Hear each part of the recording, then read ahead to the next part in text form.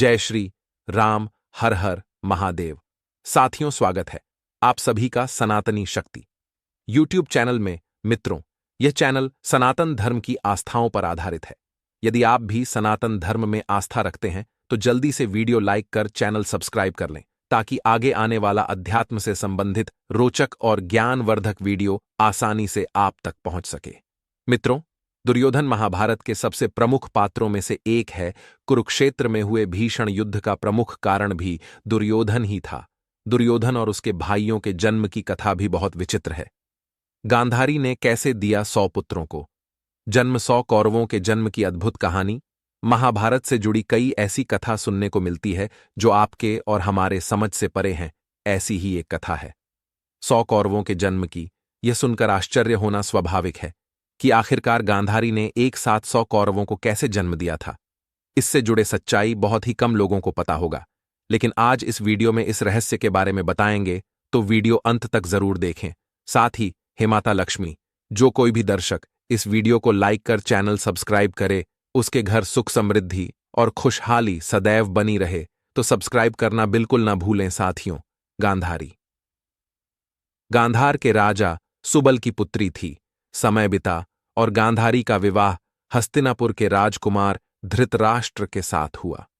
राजकुमार धृतराष्ट्र जन्म से ही नेत्रहीन थे, इसलिए गांधारी ने भी आजीवन अपनी आंखों पर पट्टी बांधने का फैसला किया और आंखें होते हुए भी नेत्रहीन बनकर धृतराष्ट्र को अपना पति स्वीकार अपना पूरा जीवन व्यतीत किया। कौरवों का जन्म इतिहास की सबसे विचित्र घटना है। गांधारी को बचपन से ही धार्मिक कार्यों में बेहद रुचि थी। आपको बता दें कि गांधारी भगवान शिव की अनन्य भक्त थीं।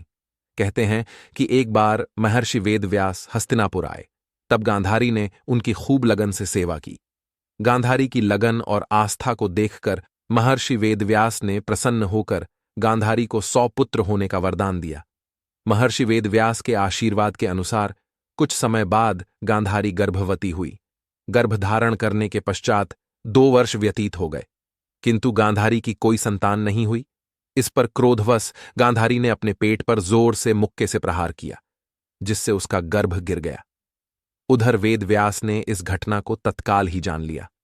वह उस समय गांधारी के पास आकर बोले, गांधारी, तुमने बहुत गलत किया। मेरा दिया हुआ वरदान कभी खाली नहीं जाता। अब तुम शीघ्र ही 100 कुंड तैयार करवाओ और उनमें घी भरवा दो। तभी गांधारी ने एक पुत्री की भी इच्छा जताई।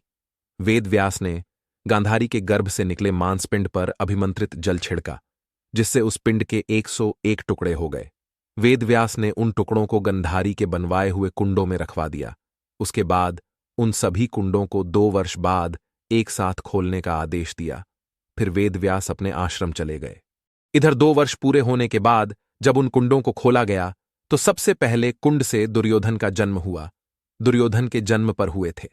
अपशकुन घटनाएं जन्म लेते ही दुर्योधन गधे की तरह रेंकने लगा। उसका शब्द सुनकर गधे, गीदड़, गिद्ध और कौवे भी चिल्लाने लगे। आंधी चलने लगी। कई स्थानों पर आग लग गई।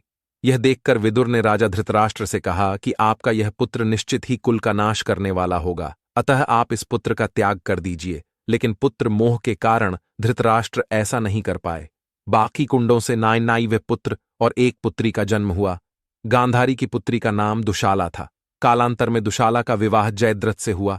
धीरे धीरे बच्चे बड़े हुए और महाभारत जैसा महाविनाशकारी युद्ध हुआ और सारे कौरव भाई पांडवों के हाथों युद्ध में मारे गए। साथियों, जानकारी अच्छी लगी हो तो वीडियो को एक लाइक कर चैनल सब्सक्राइब करें।